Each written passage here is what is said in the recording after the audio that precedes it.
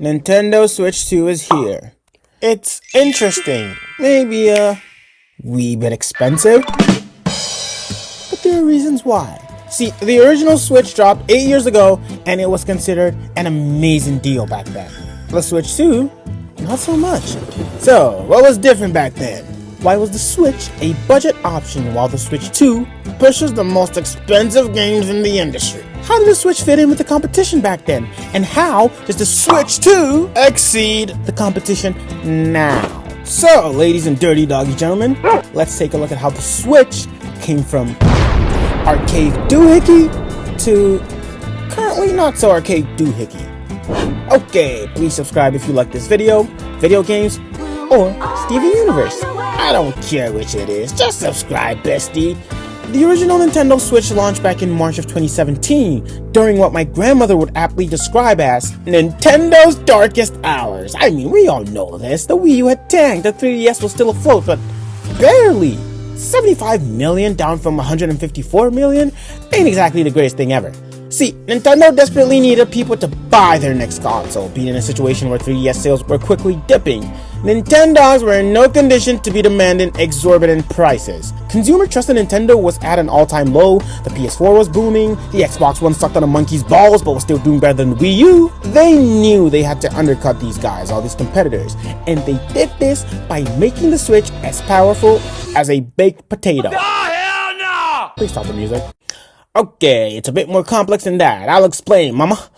Nintendo decided they were going to rise above the competition using a special 2-in-1 strategy. Number one to the strategy was make the console unique. Very unique. They needed to make a statement with this console in this world of the similarly equipped PS4, Xbox One, and the ever-growing PC gaming market. Now, number two of the strategy, make it cheap. They had to make it cheap. This is the company that managed to stay afloat by slashing 30% off the 3DS's launch price just 6 months into its lifetime. So, I assure you, they knew they couldn't afford to scare people off with the price of this thing. Again, these were Nintendo's darkest hours. So now, these were the two main philosophies that pushed them into coming up with the idea for a hybrid console. The hybrid console idea was brilliant for Nintendo's new plan at the time. It perfectly blended numbers 1 and 2 of their special strategy. I mean, it was cheap because they made it a hybrid console. They didn't need the graphical chops of the PS4, so releasing an underpowered Android tablet in 2017 as a gaming console wasn't so unacceptable to people since they knew it was also a handheld console. They cut it some slack. Well, I'm a different kind of horse. Making it hybrid also meant that it stood out as unique and very innovative because it was the first time a handheld console could transform into a home console, or maybe the first time a home console could transform into a handheld console. I guess a lot of people tend to look at the Switch and Switch 2 as handhelds that can transform into home consoles. Me, I don't buy that, damn it. Specifically with the Switch 2, I see this thing as a home console. It plays current-gen home console games. It's directly competing with other home consoles. For me, I feel like the whole handheld thing just kind of gives Nintendo too much of an excuse for bullshit. Like, oh, the Switch 2 can only run Donkey Kong Bananza at 1080p and 60 FPS, at least according to Digital Foundry. And then people are like, it's a handheld, give it a break.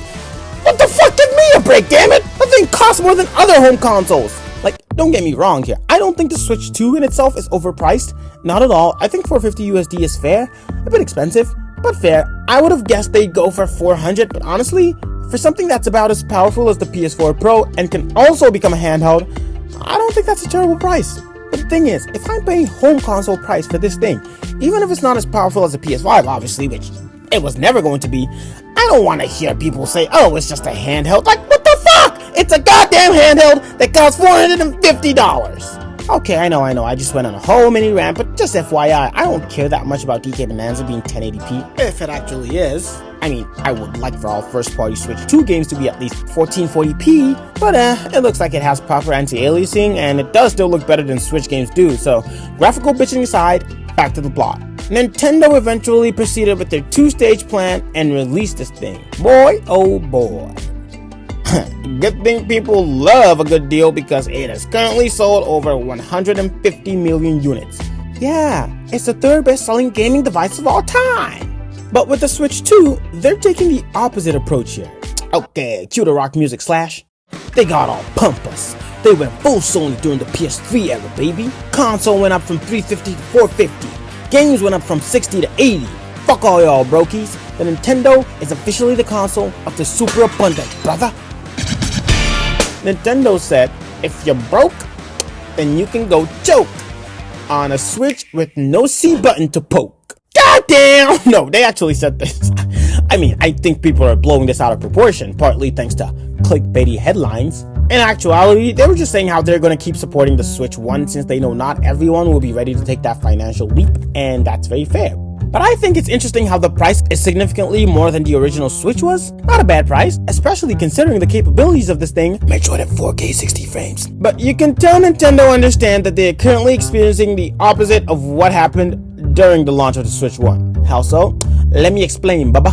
Like I previously mentioned, Nintendo were going through it when the Switch released, so they didn't have the luxury of pricing the console at whatever price they wanted, since there was no guarantee people would even buy this thing because A, only 4 people bought the Wii U, B, while a brilliant idea on paper, the whole hybrid console thing was still a risk, as they were pioneering a never-before-seen product. Now, fast forward to today, and the Switch has easily outsold the PS4, which was a juggernaut on its own. So, they know that there is demand for a bigger and better Switch, and I think it's the same thing going on with Mario Kart World. Goddamn. Now, see, I did not expect this game to be called anything but Mario Kart 9. I'll be honest, I remember seeing some people online speculate on how it could potentially be called Mario Kart X, X being 10, as Nintendo would supposedly skip the number 9 because it's bad luck in Japan. Or somewhere, I don't fucking remember. I'm just surprised they actually did skip 9, even though they didn't jump to 10. Anyway, semantics aside, Mario Kart 8 Deluxe was the best-selling game on the Switch with over 67 million copies sold.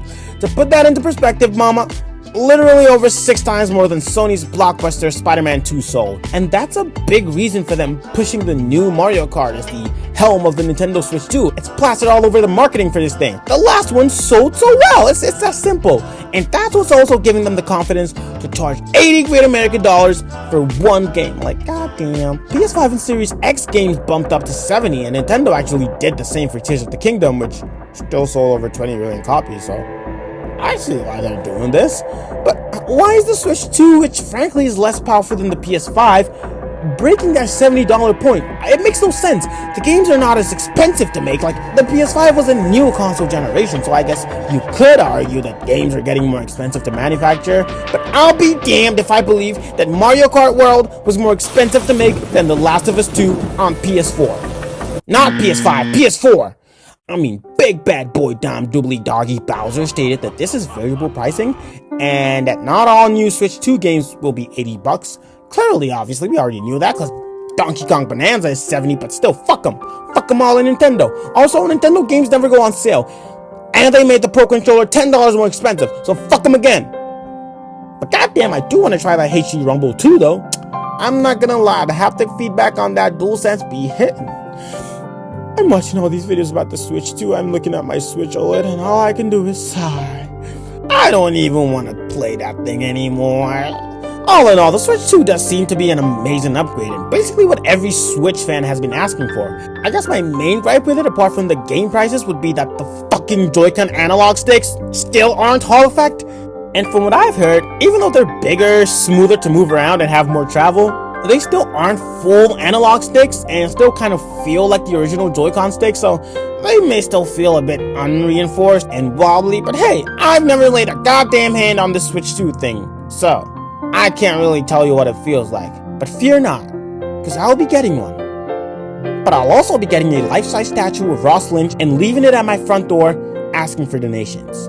And if anyone asks me, I'll let them know it's because I lost my sanity trying to afford a second game after buying Mario Kart for goddamn, even if it costs me a penis on the leg, you bet your stupid ass I'll be getting this thing. And I'll